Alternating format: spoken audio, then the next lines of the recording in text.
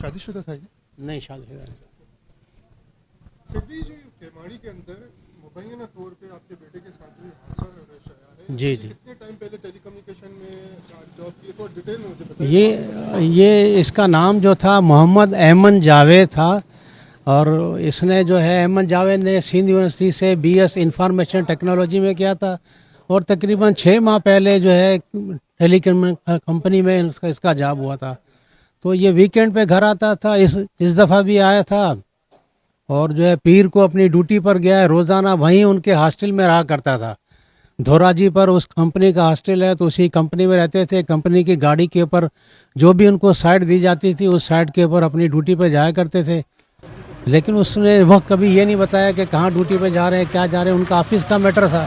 تو آج بھی وہ گیا ہے, اپنی ڈیوٹی پہ گیا ہے, تو وہاں اتفاقاً جو ہے یا وہ لوگوں نے جو کیا سمجھا جو ہے وہ یہ حادثہ پیش آیا, جس کی اطلاع جو ہے وہ تقریباً 2 گھنٹے پہلے کمپنی نے ہمیں بتایا. اچھا, اس کی عمر کتنی ہوگی آپ کے بیٹے کی؟ عمر تقریباً جو ہے 28 سال کے قریب ہوگی تھا. 28 سال کی عمر تھی. نوجوان تھا, ہند یونیورسٹی سے, اور سب سے جو ہے وہ چھوٹا بیٹا تھا. 4 بیٹے ہیں میرے, جس میں سے سب سے چھوٹا بیٹا. اعلیٰ حکام سے کوئی اس کے بارے میں تحقیقات کے لیے کہ اس کی جو شفاف تحقیقات کی جائے؟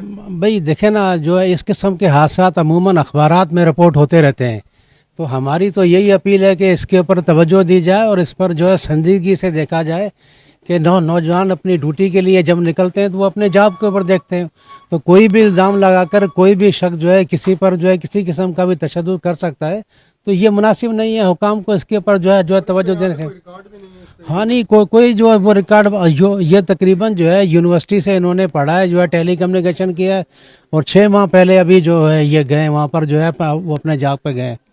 اپریل سے انہوں نے جو جاب جوائن کیا, تو اس وقت جو ہے یہ آج ہی حادثے کی اطلاع ملی ہے.